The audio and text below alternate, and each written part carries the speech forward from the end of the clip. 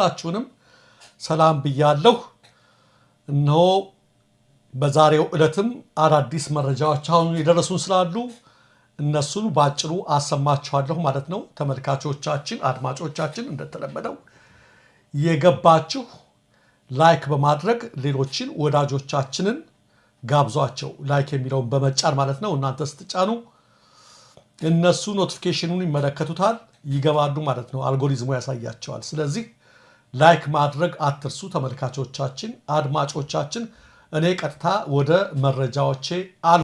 እኔ ለጎንደር ያስመለስኩትን ወልቃይትን ፋኖ ውሰዱት ብሏል፣ ያስቸገረን ፌደራል መንግስቱ ነው ብለው ትግራዮች ተናግረዋል እያሉ ነው። ስፔሲፊካሊ ወልቃይትን ጉዳይ ብትወስድ በትግራይ በኩል ያለው ጥያቄ ፌደራል መንግስት ስርዓት ውስጥ በትግራይ ክልል ይተዳደር ነበር።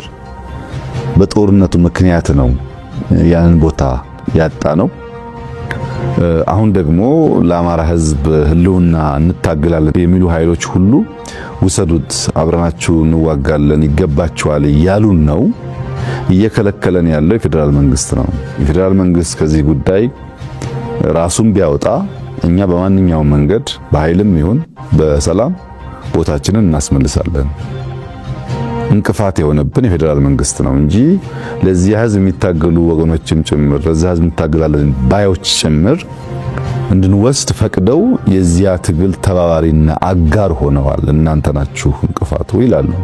ይህ የአብይ አህመድ ሱፍ የለበሰ ውሸት ነው። እናም ወልቃይትን ለአማራ ህዝብ ህልውና እንታገላለን የሚሉት ሁሉ ውሰዱት ብለዋል የሚለውን እልም ያለ የአብይ አህመድ ቅጥፈት እንደዋዛ ማለፍ አይገባም። እኔ ለጎንደር ያስመለስኩትን ወልቃይትን ፋኖ ውሰዱት ብሏል፣ ያስቸገረን ፌደራል መንግስቱ ነው ብለው ትግራዮች ተናግረዋል እያሉ ነው። ይህንን የት መቼ ማን ተናገረው የሚለውን አብይ አህመድ አሊ አይመልሱትም። ይሁን እንጂ በዚህ 2 ደቂቃ በማይሞላ ንግግራቸው 5 የተለያየ እርስ በርሱም የሚጣረስ ንግግር ይናገራሉ። አንደኛ፣ ወልቃይትን ከትግራይ በጦርነት ነጥቄ ለጎንደር ሰጠሁት፣ ጎንደሬም እስከ ወልቃይት በነጻነት ይመላለሳል ይላሉ። ሁለተኛ፣ ወልቃይትን እሳቸው ስሙን ሳይጠሩ ለአማራ ህዝብ ህልውና እታገላለሁ የሚለው እያሉ የሚጠሩት ፋኖ ለትግራይ አሳልፎ ሊሰጠው እንደሆነ ይናገራሉ። ሶስተኛ፣ እኔ ነኝ የአማራ መሬት በድጋሚ ለትግራይ አይመለስም ብዬ ያስቸገርኩት ባይ ናቸው። አራተኛ ደግሞ ይህንን ጉዳይ በህገ መንግስቱ ይፈታ ብዬ ቆየውት በማለት ይናገራሉ። አምስተኛ፣ ወልቃይትን በፌደራል መንግስቱ ውክልና የሚተዳደር ነው፣ ነገር ግን የአማራ ክልል በተሟላ ሁኔታ ወደ እኔ እንዲካለል አልተደረገም አለኝ በማለት ይቀጥላሉ። ወደ አማራ ክልል ለምስትመጣ ከጦርነት በኋላ በፌደራል መንግስት ውክልና የሚተዳደረው የወልቃይት ክልል በህግ አግባብ በተሟላ መንገድ ወደ አማራ ክልል መመለስ ሲገባው የፌደራል ክልል መንግስት አልመለሰም። ከጦርነቱ በኋላ የፌደራል መንግስት በውክልና ወልቃይትን ያስተዳድራል ሲሉ እነደመቀ ዘውዱንና አሸተ ደምለውን የመደብኳቸው እኔ ነኝ እያሉ ነው። ይህም ማለት ጦርነቱ ከተጠናቀቀ በኋላ በዚህ አካባቢ የሚኖሩ የትግራይ ተወላጆች ላይ እስር፣ ማፈናቀልና ገድሎ ወደ ተከዜ ወንዝ መጣል የመሳሰሉትን በአምነስቲና ሂውማን ራይትስ ሪፖርት የተዘገበ በላቸውን ጎንደሬ አይደላችሁም ሌላ አማራ ናችሁ እየተባሉ ስለመገደላቸው በነ ሪፖርተር የተጻፈላቸውን ሰዎች ያስገደልኩት ያፈናቀልኩትና ወደ ወንዝ ያስጣልኩት እኔ ነኝ እያሉ ነው። የፌደራል መንግስት በውክልና ያስተዳድረዋል ካሉ ፌደራል መንግስቱ በእሳቸው የሚመራ ነውና ይህ ወንጀል ከእሳቸው እጅ የሚነሳ አይሆንም። ወልቃይት የተባለ ካርድ እያለ አማራና ትግራይም እዚያው መዋጋት እየተገባው እኔ ላይ መተባበሩ ተገቢ አይደለም ለማለት ፈልገው የጎለጎሉት ክር እሳቸው ጋር ደርሷል። 5 የተለያየ ነገር እያምታቱ ቆይተው ወንጀላቸውን በቀጥታ ተናዘዋል። ከጦርነቱ በኋላ ወልቃይትን የማስተዳድረው እኔ ነኝ ብለዋል። ይህ በምስሉ ላይ የሚታየውና ባለፈው ሚያዝያ የተነበበው የሂውማን ራይትስ ዘገባ ደግሞ የአብይ አህመድ ተወካዮች እነደመቀ ዘውዱ ከጦርነቱ በኋላ ማለትም አብይ በውክልና ወልቃይትን ማስተዳደር ጀመርኩ ካሉበት በኋላ በአካባቢው በሚገኙ ተጋሩ ላይ የጦር ወንጀልና የዘር ማጽዳት እንደፈጸሙ ያትታል። ይህም ማለት በአብይ አህመድ ትዕዛዝ የወንጀል ተፈጽመዋል ማለት ነው። የዚህ ሁሉ ወንጀል አውራ የሆኑት ጠቅላይ ሚኒስትርም እነደመቀንና አሸተን የእኔ ተላላኪዎች ናቸው ሲሉ በውክልና እንደሚመሯቸውም እንደሚያሰማሯቸውም አምነዋል። የአማራ ህዝብ ለምን በአገር ውስጥም በውጭም ሲደግፍህ እንዳልነበር ፊቱን አዞረብህ የሚል ይዘት ያለውን ጥያቄ ሲጠየቁ የህዝቡን ጥያቄ አንድ ጊዜ ከሚሸት ነገር ጋር ሲያሻቸው ደግሞ የቢምቢና የትንኞች ሐሳብ አድርገው ያቀርቡታል። ከዚህ በፊት የአማራ ህዝብ በሰልፍ ወጥቶ አትግደሉኝ፣ አታፈናቅሉኝ እያለ ሲጮህ እነዚህ እንቁራሪቶች ናቸው፣ ጩኸታሞች፣ ስለ ጮሁ የሚቀየር ነገር የለም ብለው የተናገሩትን አሻሽለው የአማራን ሕዝብ ጥያቄ ያነሱትን ሰዎች ቢምቢዎችና ትንኞች እንደሆኑ አድርገው ያብራራሉ። እኔ ስልጣን ሲይዝ አማራ ክልል ውስጥ ቢምቢዎች ገቡ እያሉም ይተነትናሉ። የቢምቢን ድምፅ ሰምተ ከሆነ መተኛት አትችልም። በማናፈስ ውስጥ ተቀላቅለው የገቡ ቢምቢዎች አሉ። ከፍተኛ ድምፅ በማሰማት ለማወክ የሚሞክሩ ከዚያም ሲያልፍ የኢትዮጵያን ብሔራዊ ጥቅም ለመናደፍ የኢትዮጵያን ህልውና ለመገዳደር ከሚፈልጉ ኃይሎች ጋር እስከ መሰለፍ የሚሄድ ዝንባሌ ያሳዩ።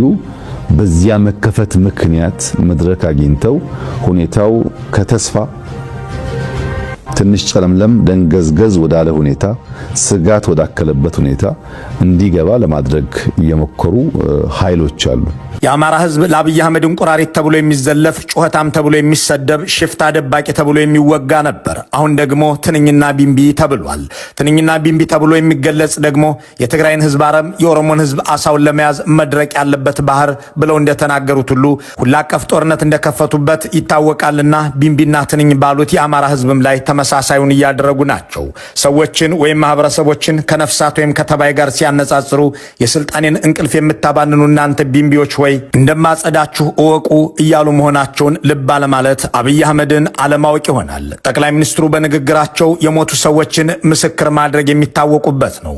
ጄኔራል ሰዓረን ለሞት የዳረገው ሰኔ 15 ብርሃኑ ጁላን ኤታማዦር ሹም አድርጎ ሚሊዮኖችን ለመግደል አስችሏል።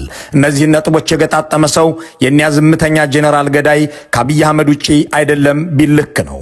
እሳቸው ግን ያንን በትግራይ ህዝብ ዘንድ እንደ እንቁ ይታይ የነበረን ጄኔራል የገደሉት ራሳቸው አማሮች መሆናቸው ይታወቅ ለማለት ከባህር ዳሩ ሁኔታ ጋር ያንን ግድያ አገናኝተው እሳቸው በአንጻሩ በነገሩ እንደሌሉበት ለመግለጽ ሰዓረ ጓደኛዬ ነበር ይላሉ። ከአብይ አህመድ ጋር አብሬ ተማርኩ የሚል የለም። እኒህ ሰውዬ እስከ 7ኛ ክፍል በላይ ትምህርት ቤት አልሄዱም ሲባሉ ቢኖርም ጭራሽ የሞተውን ሰው ምስክር ጠርተው ከሰዓረ ጋር ተምሬያለሁ ብለዋል። ጄኔራል ሰዓረን ብትወስድ ሰዓረ አጋጣሚ ሆኖ ቀደም ብሎ ሃይ ስኩል ቦርዲንግ ስኩል በጋራ የተማርነው አንድ ትምህርት ቤት ነበር። ፕሮፌሰር ደግሞ ቦርዲንግ ስለነበረ ቀንም ማታም የመገናኘት እድል ነበረን። አብይ በዚህ ንግግር ውስጥ ሊያስተላልፉት የፈለጉት መንታ መልእክት እኔ እስከ ሃይስኩልም ተምሬያለሁ ለዚህም ምስክሬ ነው የሚልና ጄኔራል ሰዓረ ጓደኛዬ ስለሆነ አልገደልኩትም ለማለት ነው። በእርግጥ ተምሬያለሁ ለማለት ምስክር የጠሩት በህይወት የሌሉትን ጄኔራል ሰዓረን በመሆኑ የመጀመሪያው መልእክታቸው ነባሩን ውሸታቸውን የበለጠ ከማስረገጥ ባለፈ ደግሞም ከ7ኛ ክፍል የዘለለ ትምህርት እንዳላቸው የሚመሰክር የትምህርት ቤት ጓደኛና እሳቸውን ከ7ኛ ክፍል ወዲህ አስተምሬያለሁ የሚል መምህር እንደሌላቸው በድጋሚ ከማረጋገጥ ውጪ የሚፈይደው ነገር የለም። ልክ እንዳምባቸው ሰዓረም ጓደኛዬ ስለሆነ አልገደልኩትም ለማለት የፈለጉት ግን ስንት ጓደኞችን ለሞትና ለእስራት እንዲሁም ለስደት የዳረጉ እርሶ ለማ መገርሳን የሚያህል ባለውለታ ለቁም እስር ለስደትና ለእንግልት መዳረጋቸው ሳይበቃ ጣሊያን ድረስ ገዳይ ልከው እርምጃ ለመውሰድ የሞከሩ እርሶ ጄኔራል አሳምነው ጽጌን በአዘዙት ጦር ካስገደሉ በኋላ እኔ አላስገደልኩትም ብለው የተናገሩት ራሶ እነ ሰዓረን ጓደኞቼ ስለሆኑ አልገደልኳቸውም ሲሉ ማን ያምኖታል የሚልን ጎምዛዛ ጥያቄ መሰንዘር ያስፈልጋል። የአማራ ክልል ባለስልጣናትን ማን እንደገደላቸው ሲያብራሩም አንድ ነገር አመልጧቸዋል። ከዚያ መገደል በፊት ከእኔ ትዕዛዝ የሚወጡ ለእኔ አልገዛ ያሉ የአማራ ክልል መሪዎች ነበሩ በማለት እርምጃ እንደወሰዱባቸው እንድንጠረጥር የሚያግዘን ለእርግጠኝነት የተጠጋ ማብራሪያ ይሰጡናል። ለውጥ ተቀብለ ኃላፊነት ተቀብለ የህዝብ አደራ ተቀብለ በሌላ መንገድ ደግሞ ያልተቀደሰ ጋብቻ የመደበኛ ኃይሎች ጋር አድርገ እዚህም እዚያም ለመሆን የሚፈለግ ሁኔታ በአንዳንድ ሰዎች ይታይ ስለነበረ ያም የፈጠረው ይመስለኛል። ግምገማውም ችግር አለ። እንደገና ደግሞ በሁለት እግር ማነከሱም አለ።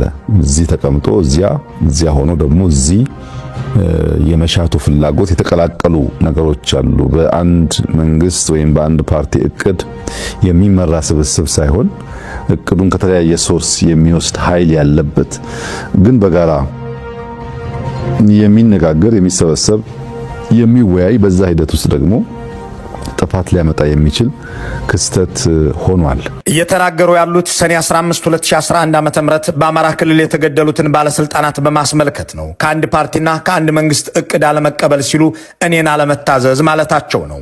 እናም እያነከሱና አልታዘዝ እያሉ ሲያስቸግሩ እርምጃ ወሰድኩባቸው እያሉ ነውን የሚለውን ወፍረም ጥያቄ እንድናነሳም በፍጥነት ያንደረድረናል። በዚያ የአማራ ክልል ባለስልጣናትን ለእልቂት በዳረገው ምሽት ላይ ለምን የአማራ ቴሌቪዥንን ብቻ ጠርተው መግለጫ ሰጡ የሚለውን ሲመልሱ ደግሞ እልም ያለ ውሸታምነታቸውን ያስከትላሉ። ቀኑ ቅዳሜ ስለነበር ነፋናና ኢቲቪ ያልደረሱም፣ ምሽትም ስለነበር የአማራ ቴሌቪዥን 4 ኪሎ ስለሚኖር ደረሰ በማለት የተናገሩት ሌላኛው አብይ ወለድ ነው። ፋናና ኢቢሲ ምናልባትም ዊኬንድ ስለሆነ ምሽትም ስለነበረ ስንጠራቸው በዚያ ፍጥነት አልመጡልም። አሚኮ ግን ጎረቤት ነው፣ እዚያ 4 ኪሎ ነው መስሪያ ቤቱ። መኪናም ላይ ያስፈልገው ይችላል። እዚሁ ስለሆነ ልክ ጥሪው ሲደረግ ወዲያው አሚኮ መጣ። አሚኮ መጥቶ የተወሰነ ደቂቃ ጠበቅን እነዚያ ቢደርሱ ብለን ዘገዩብን እና መጨረሻ የመጣው ሐሳብ ምንም ችግር የለውም አሚኮ ወስዶ ለሁሉም ሊያከፋፍል ስለሚችል ለአሚኮ ይሰጥ ተብሎ ምሽት ላይ ነው፣ እኔ ቤት ነው፣ ለአሚኮ ሰጠሁኝ። እዚህ ጋር ያሉትን አብይ ወለዶች እንመልከታቸው። በእርግጥ የአሚኮ ቢሮ 4 ኪሎ ቢሆንም ጋዜጠኞቹ መኖሪያቸውና ዳራቸው በዚያ ቢሮ ውስጥ አይደለም። ታዲያ ከኢቲቪና ፋና ይልቅ ቀድሞ የአማራ ቴሌቪዥን ጋዜጠኛ ቤተ መንግስት የሚደርሰው መኖሪያ ቤቱ ብርሃንና ሰላም ግቢ ነው እንዴ የሚለውን እንጠይቅና የመስሪያ ቤቶቹን የሥራ ባህሪና ቦታ እናስታውስ። የአማራ ቴሌቪዥን 4 ኪሎ ያለው ቢሮ ቅርንጫፍ እንጂ የ24 ሰዓት አገልግሎት የሚሰጥበት አይደለም። ፋናና ኢቲቪ ግን የ24 ሰዓት አገልግሎት የሚሰጡ ደግሞም አሚኮ ካለበት 4 ኪሎ ሜትር በማይርቅ ቦታ ላይ ብሔራዊ ቲያትር አካባቢ የሚገኙ ናቸው። እናም ከአሚኮ ይልቅ እነ ኢቲቪ ከቢሮአቸው ሰው መላክ ቀላል ይሆንላቸዋል። አብይ ቢሮ የተገኘው ግን የአማራ ቴሌቪዥን ሆኗል። ለ24 ሰዓት አገልግሎት ሁሌም ሹፌር፣ ጋዜጠኛና ካሜራ ቀራጭ አዘጋጅተው የሚጠብቁት ኢቲቪና ፋና ከመምጣታቸው በፊት የአማራ ቴሌቪዥን ብቻ እንዴት ተገኘ ለሚለው 4 ኪሎ ስለሚኖር በማለት አብይ የመለሱት መልስ ቅጥፈት ሲሆን፣ በመቀጠል ቀኑ ቅዳሜና ምሽት ስለነበር ያሉትም እንዲሁ ሌላኛው አብይ ወለድ ምክንያት ነው። ቅዳሜና ምሽት ቢሆንም ከኢቲቪና ፋና ይልቅ የአዲስ አበባው የአማራ ቴሌቪዥን ቢሮ ገብቶ እንደማያመሽ የመስሪያ ቤቱ የዚያ ሰሞን ባልደረቦች ያስታውሳሉ። እናም እነዚህን ግትልትል ውሸቶች የተናገሩበትን ምክንያት ማሰላሰል የእነዚያን ባለስልጣናት ገዳዮች ለማወቅ የበለጠ ሊረዳ ይችላል።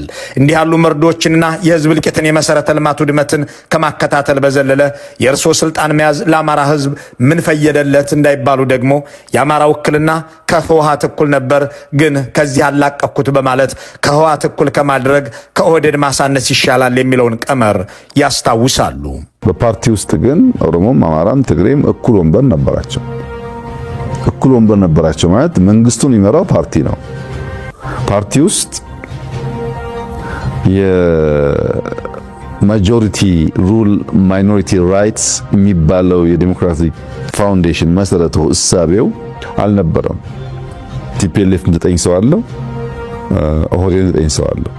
እነዚህ ሰዎች በኩል ድምጽ ነው ወስነው ያ ውሳኔ ወደ ፓርላማ የሚፈጸመው። ይሄ ተሳትፎን የተዛባ ያደርገዋል፣ መስተካከል ነበረበት የሚል ጥያቄ ነበር። በአንድ ወቅት አብይ አህመድ የፖለቲካ ድንክ ነው በሚል በአቶ ጌታቸው ረዳ የተነገረውን ንግግር የሚያስታውሰው ይህ የጠቅላይ ሚኒስትሩ ንግግር የፖለቲካ ፓርቲ ውክልናንና የፓርላማ ውክልናን እንዴት አድርጎ እንደሚያዘበራርቅ ያስረዳልናል። እሳቸው መላ ኦሮሞ በኦህዴድ መላ አማራ በአዴፓ ይወከላል ባይ ናቸው። የኦፌኮም የኦነግም ሆነ የማንም ደጋፊና አባል የኦህዴድ ነው። እናም ከህወሓት እኩል መሆን የለበትም። አማራም ከኦሮሞም ህዝብ ቁጥር አንጻር ሲታይ ዝቅተኛ ስለሆነ ለዘላለም የኦህዴድ ምክትል መሆን አለበት ብለው ይህንን በምስሉ ላይ የሚታየውን ቀመር ተግብረው ብልጽግናን መስርተዋል። እናም አማራ ሆይ 9 ድምፅ እያዋጣህ ከትግራይ እኩል ከምትሆን ከኦህዴድ በታች አድርጌያለሁና ጥያቄ ተመልሷል እያሉት ነው። ፖለቲካና ክፋት ከአብይ አህመድ አንጎል ሲወጡ ይህንን ይመስላል።